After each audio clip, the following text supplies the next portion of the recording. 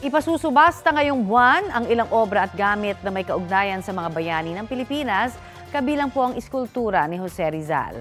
Kung magkano ang inaasahang presyo ng mga yan, alamin sa balitang hatid ni Oscar Oida. Ito na marahil ang isa sa mga pinakamahalagang obra sa bansa. Pinamagatang Josephine Sleeping. Nililok ito ni Jose Rizal habang naka-excel sa dapitan. Ang kanyang modelo, ang asawang si Josephine Bracken, habang ito'y nahihimbing sa pagtulog. It does not only represent the last love of Jose Rizal, who is Josephine Bracken. Ito rin ay isang art na ginagawa niya out of love. Napakaganda yung form ng sculpture, no? And then yung folds ng kumot. No? So, ito talaga makikita mo na si Jose Rizal nagkakaroon talaga ng formal training sa sculpture. No? Because mga barkada niya, si Ulan Luna, Felix Resurrection Hidalgo sa Spain, ang lahat mga Benlliure brothers. No?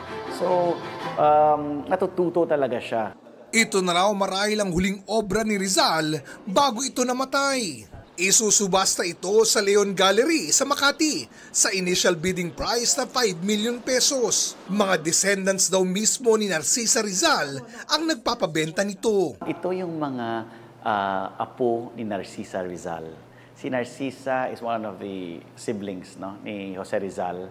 And sila yung nakapagmana ng mga sculptures. No? Yung iba na benta na natin in the past. Ito yung tinago nila, sa tingin nila, ito yung pinaka-importanting sculpture na nasa kamay pa nila. Whoever will end up with this piece will have what will inarguably be one of the most important art pieces in this country. Ito na talaga. Kasabay rin ang pagdiriwang ng kaarawan ni Gat Andres Bonifacio sa November 30. Isusubasta ang sinasabing huling seal ng Katipunan na ginamit umano sa pagtatak ng mga mahalagang dokumento ng samahan. Nasa 1.5 million pesos daw ang opening bid para sa natatanging selyo.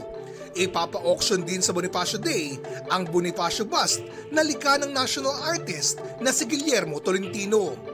Oscar Oida, nagbabalita para sa GMA Integrated News.